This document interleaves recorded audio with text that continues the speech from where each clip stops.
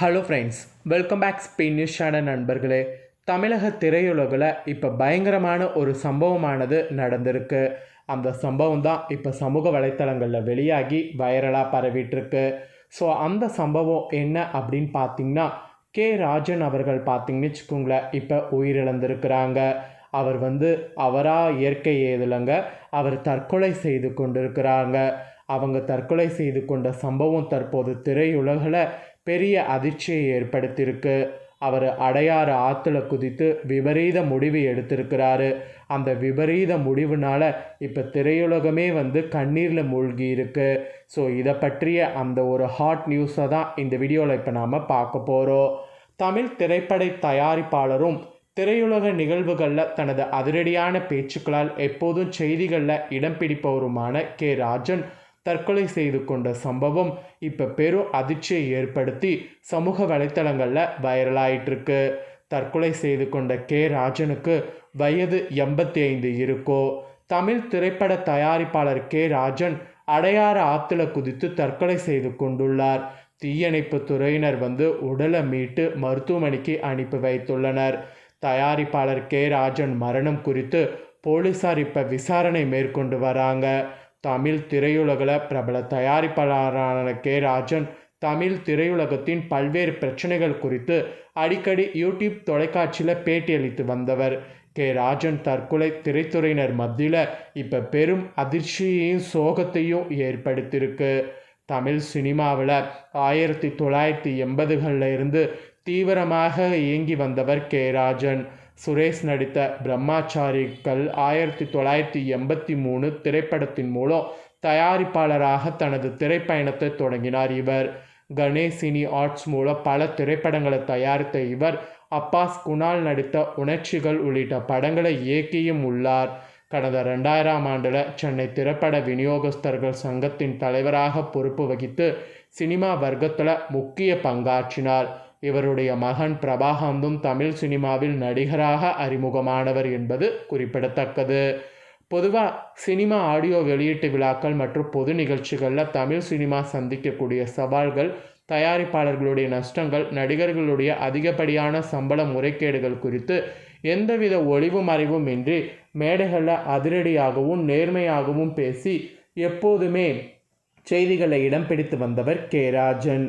85 வயதான மூத்த ஆளுமை ஒருவர் இத்தகைய துயரமான முடிவை தேடிக்கொண்டது இப்போ சினிமா வட்டாரத்தில் பெரும் விவாதத்தையும் சோக அலையையும் ஏற்படுத்தியிருக்கு. இவருடைய மறைவுக்கு திரைத்துறையை சேர்ந்த பலரும் தங்களுடைய இரங்கலை தெரிவித்து வந்துட்டுருக்கிறாங்க. அதோடு இதற்கு காரணம் என்ன அப்படிங்கிற மாதிரி இன்னொரு பக்கம் போலீஸால் விசாரணையும் நடத்தப்பட்டுருக்கு. இந்த ஒரு சம்பவம் தான் இப்போ பெரிய துயரத்தை ஏற்படுத்தி ரொம்பவே வைரலாக பேசப்பட்டுருக்கு. இவர் இழந்தது எதனால் இந்த முடிவுக்கு வந்தார் அப்படிங்கிற ஒரு நோக்கத்தில் போலீஸார் விசாரணை நடத்திட்டுருக்கிறாங்க.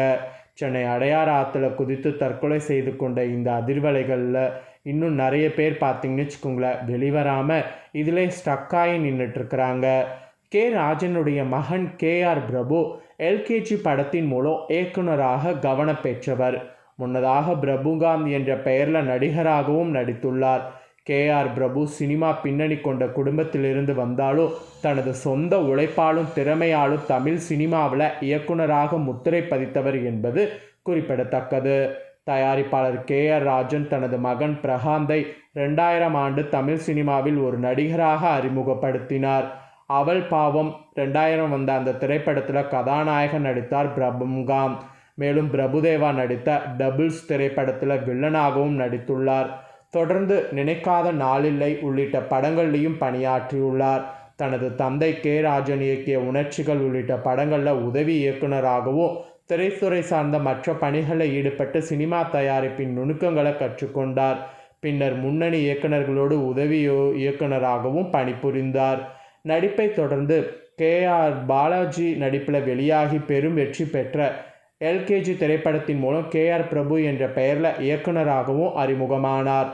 ஆர்ஜே பாலாஜி, பிரியா ஆனந்த், நாஞ்சில் சம்பத், ஜே ரித்தீஷ் உள்ளிட்டோர் நடிப்பில் வெளியான எல்கேஜி படத்துக்கு அப்போ நல்ல வரவேற்பு கிடைத்தது குறிப்பிடத்தக்கது. அரசியலில் நயாண்டி திரைப்படமாக வெளியாகி பாக்ஸ் ஆஃபீஸில் மிகப்பெரிய பிளாக்பஸ்டர் வெற்றி பெற்றது.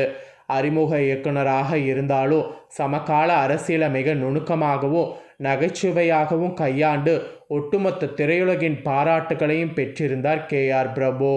சினிமாவில் தனியாக ஒரு படத்தை இயக்கி வெற்றி பெற்ற பிறகு குடும்பத்தினரை சந்திப்பேன் என்று சபதம் எடுத்து பிரிந்திருந்தார் KR பிரபு. 15 ஆண்டு பிரிந்திருந்து LKG படத்தின் வெற்றி மூலம் குடும்பத்தோடு மீண்டும் சேர்ந்தார். LKG படத்தின் பிரம்மாண்ட வெற்றிக்கு பிறகு ராஜன் தனது மகனின் வெற்றியை மேடைகள்லையும் நேர்காணங்கள்லையும் மிகவும் பெருமிதத்தோடு பகிர்ந்து கொண்டார்.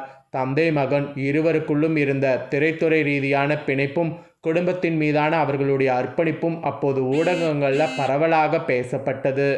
இந்நிலையில தான் ராஜன் இன்று அடையாறு கூவம் ஆற்றில் குதித்து தற்கொலை செய்து கொண்டுள்ளார். கடந்த சில காலமாக தமிழ் சினிமா நிகழ்வுகள் குறித்து காட்டமாக பேசி வந்த ராஜன் அதற்காக பல சர்ச்சைகளையும் சந்தித்தார். ஒருவேளை அந்த சர்ச்சை தான் இவருடைய மரணத்துக்கு காரணமா என்ற கேள்வியும் தற்போது சமூக வலைத்தளங்களில் வெளியாகி வைரல் ஆயிட்டிருக்கு. ஸோ இவருடைய இழப்பு இப்போ தமிழ் திரையுலகத்துக்கு பெரிய இழப்பு என்பது தெரிய வந்திருக்கு. ஸோ இவருடைய ஆத்மா சாந்தி அடையணும்னு சொல்லி கடவுளை கண்டிப்பாக நாம் ப்ரே பண்ணிக்கலாம். ஸோ கடவுளை ப்ரே பண்ணிக்கோங்க.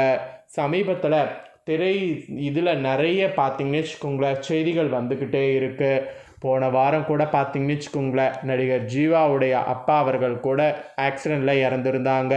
அதை தொடர்ந்து ஒரு தயாரிப்பாளர் இறந்தது பெரும் அதிர்ச்சியை ஏற்படுத்தியிருக்கு. இதுக்கு பின்னணி என்ன அப்படிங்கிறது இப்போ வரைக்கும் பார்த்திங்கன்னு வச்சுக்கோங்களேன் போலீஸார் விசாரணை நடத்திக்கிட்டே இருக்காங்க. ஆனால் இன்னும் ஒன்றும் பிடிப்பிடலை அப்படிங்கிற மாதிரி தான் சொல்லப்படுது. அதோடு பார்த்திங்கன்னு வச்சுக்கோங்களேன் ஒரு விஷயம் என்னென்னா இவங்க இந்த முடிவை எடுக்கிறதுக்கு முன்னாடி ரொம்ப மன அழுத்தத்தில் இருந்ததாகவும் அதோடு வாழ்க்கையை ரொம்ப வெறுத்த மாதிரியும் பேசினதாக சில நம்பக தகவல்கள் வெளியாயிட்டிருக்கு. ஸோ நம்பகமாக இருக்கக்கூடிய கூட இருக்கிறவங்க இந்த மாதிரி சொன்னதுனால இது ஒரு பெரிய அதிர்ச்சியை ஏற்படுத்தியிருக்கு. 85 வயதான இவரை இந்த முயற்சிக்கு போகிறதுக்கு காரணம் என்ன, இதுக்கு பின்னாடி என்ன இருக்குது அப்படிங்கிறத கண்டிப்பாக தெரிஞ்சுக்கணுங்கிறது நோக்கத்தில் போலீஸார் விசாரணை நடத்திட்டுருக்குறாங்க. ஸோ இவருடைய ஆத்மா சாந்தி அடைய அவங்களுடைய குடும்பத்தோடு சேர்ந்து நாமளும் பிரார்த்தனை பண்ணிக்கணும். வேறு வழி கிடையாது. இதுக்கு மேலே நாம் என்ன நினச்சாலும் அவர் திரும்ப வரப்போகிறதில்ல. ஸோ அவர் எடுத்த முடிவு இந்த வயசில் ரொம்ப தவறானதுங்கிறது மட்டும் எல்லாருமே அதிகாரப்பூர்வமாகவே சொல்கிறாங்க. ஏன்னா இந்த முடிவு எப்பயுமே யாருமே எடுக்கக்கூடாது. இந்த முடிவை எடுக்கிறது ஒரு முட்டாள்தனம், கோலை என்று தான் சொல்லணும். ஸோ இந்த முடிவை எடுத்திருந்தாலும் அவருடைய வயதுக்காவது நம்ம மரியாதை கொடுத்து அவருடைய ஆத்மா சாந்தி அடைய கடவுளை நாம் பிரார்த்தனை பண்ணணும். ஸோ அடுத்தடுத்து இவருடைய நியூஸை தெரிஞ்சுக்கணும்னு நினச்சிங்கன்னா நம்ம சேனலை சப்ஸ்கிரைப் பண்ணுங்கள். நெக்ஸ்ட்டு இதே போல் சுவாரஸ்யமாக அப்டேட்டோட வேறு ஒரு நியூஸில் சந்திக்கிறேன். நன்றி, வணக்கம்.